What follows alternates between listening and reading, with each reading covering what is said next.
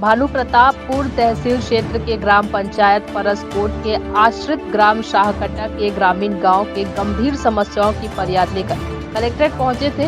इस दौरान ग्रामीणों ने बताया कि उनके गांव शाहकटा के शाला भवन पूरी तरह जर्जर हो चुकी है। स्कूल की दीवारें व छत टूट कर गिरने लगी है। गांव में और शाला भवन नहीं होने से बच्चे अपनी जान जोखिम में डालकर उसी जर्जर स्कूल के अंदर बैठकर पढ़ाई करने को मजबूर है, जिससे कभी भी कोई बड़ी अनहोनी हो सकती है। स्कूल के शिक्षक व गांव के लोगों ने क्षेत्र के विधायक मनोज मंडावी व जनप्रतिनिधियों को कई बार स्कूल भवन की मांग किया है, परंतु किसी ने कोई जवाब नहीं दिया है। जिसके बाद ग्रामीण अपनी समस्या को लेकर कलेक्टर के पास पहुंचे, जहां कलेक्टर ने जांच कर नए भवन बनाने का आश्वासन दिया। ग्रामीणों ने बताया कि इसके अलावा गांव में पहुंचने के लिए एक भी पक्की सड़क नहीं है, जिसके लिए भी ग्रामीण कई सालों से मांग कर रहे हैं और गांव का आंगनबाड़ी केंद्र पूरा अधूरा पड़ा है। बच्चे पेड़ के नीचे पढ़ाई कर रहे हैं। इसके बाद और भी कई समस्या है, इसे कलेक्टर को अवगत कराया गया है। अब देखने वाली बात यह है कि क्या जिला प्रशासन इन ग्रामीणों की समस्याओं का निराकरण करती है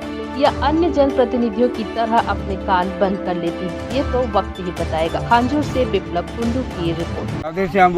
कौन से गांव का रजगा? ग्राम शाहकटा के। काय समस्या है बाबा तुम्हारा? हमारे यहाँ स्कूल के समस्या एकदम है, बिल्कुल बच्चे पढ़ाने लायक नहीं है, वहाँ बैठाने लायक नहीं है। अच्छा, कैसा हो गया स्कूल? क्या स्कूल एकदम फट गया है। 12,000 का बना हुआ, पहले के जमाने के कम से कम। कब के बने ये 74-76 का है। अच्छा, तो एक बार भी मरम्मत नहीं हुआ है? नहीं, मरम्मत तो हुआ लेकिन कोई काम का नहीं है। अच्छा, अभी भी वैसी स्थिति उसको बंद कर दिया, लॉक कर दिया, वहाँ कोई नहीं जाती है, नहीं घुसते ही नहीं वहाँ। अच्छा, कि अभी भी गिर सकता है? कभी भी गिर सकता है, बच्चों के ऊपर कभी हाथ आ सकता है।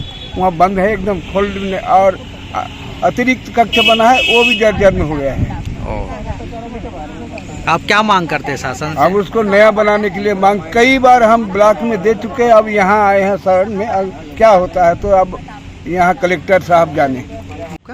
भारत राम खुदराम। कौन से गांव से हैं? ग्राम शाहकट्टा।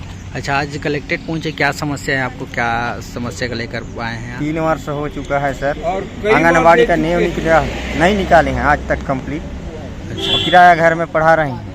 अच्छा, उसका कोई सुनवाई कलेक्ट्रेट में नहीं आ रहा है, ना सुनाई दे रहे हैं। क्या समस्या, क्या मतलब है वहाँ? पहले का आंगनबाड़ी पूरा फट गया, नीचे से नीचे ऊपर दोनों तरफ फट गया, टूट गया पूरा? हाँ, गिर गया वहीं?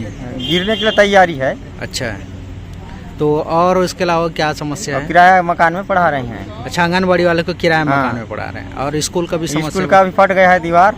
अच्छा, दोनों साइड ऊपर से सेंटरिंग गिर रहा है। अच्छा, वहाँ भी बाहर पढ़ाने का संभावना है, तो बारिश में कैसे पढ़ाएंगे? अच्छा, तो अभी मतलब स्कूल के अंदर में नहीं पढ़ा रहे हैं? हाँ, बाहर वहाँ झाड़ के नीचे पढ़ा रहे हैं। आपका? अलीता लेता हूँ। अच्छा, आज जब कलेक्ट्रेट पहुंचे आप लोग, क्या समस्या को लेकर पहुंचे? गांव की समस्या लेके आए। कौन सा गांव? शाहकट्टा से। अच्छा, परसकोट पंचायत है। अच्छा, क्या समस्या है? हम लोग के लिए गांव में ना बच्चों लोग के लिए स्कूल बैठने के लिए भी नहीं है वो भी ना छत नीचे से गिर रहा है, ऊपर से पूरा निकल रहा है। कभी कभी बच्चे के ऊपर भी गिर जाता है सर।